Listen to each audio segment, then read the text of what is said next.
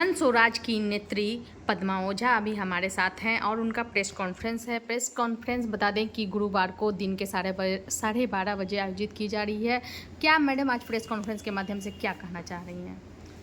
हम लोग बस कल की बातें कहने चाह रहे हैं कि कल जो विधानसभा का घेराव हुआ था जन स्वराज पार्टी की तरफ से, उसके बारे में ही रखा गया था कि हमारे जो हस्ताक्षर अभियान जो चल रहे थे हमारी 3 मांगों को लेकर के।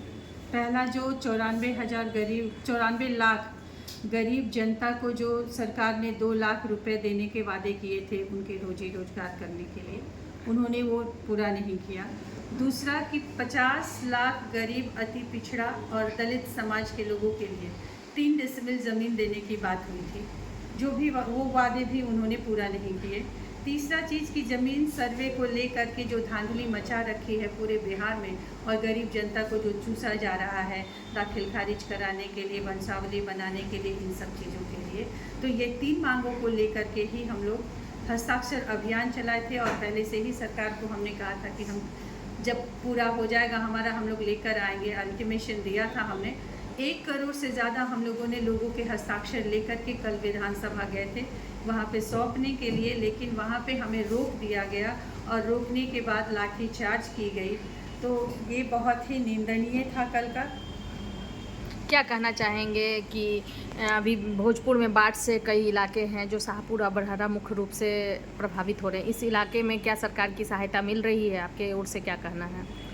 सरकार की सहायता पहले तो उस पे जो कार्रवाई उन्होंने किया था कि बाढ़ जैसे क्षेत्र है वहाँ बाढ़ को जो रोकना है, समय उन लोगों ने सही एक्शन नहीं लिया, जिसकी वजह से लोग ज़्यादा प्रभावित हुए।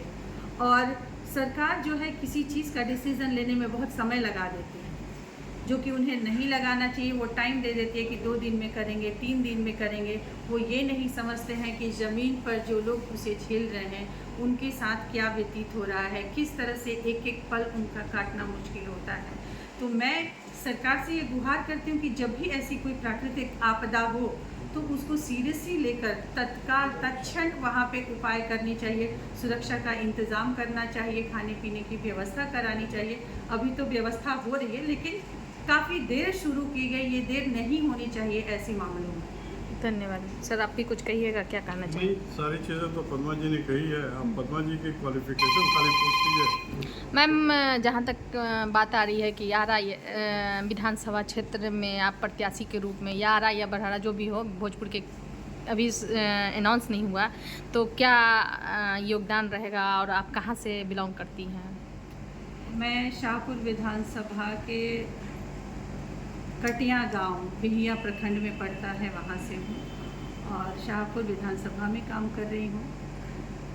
बात सिर्फ शाहपुर विधानसभा की नहीं है, समस्याएं हर विधानसभा में है, पूरे बिहार में है।